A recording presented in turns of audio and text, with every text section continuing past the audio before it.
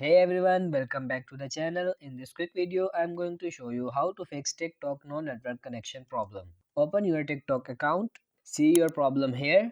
Okay, so let's fix this. So what you have to do is just close the TikTok application, go to your Play Store and search for TikTok. So you have to make sure that you are using the latest version of TikTok application. After this, just go to your phone settings, scroll down. You have to tap on apps. Click on manage apps and find the TikTok. After this, just click on it and go for storage. Now you have to clear cache and data. So simply just tap on clear cache and clear data as well.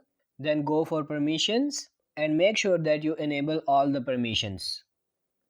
So you have to simply enable all the permissions. Scroll down again and tap on this restrict data usage. You also have to enable all of them. Click on OK. Now go back to your TikTok application and your problem will be solved. So that's how you can fix TikTok no network connection problem. If this video helped you out, leave a comment and subscribe to the channel. Thank you.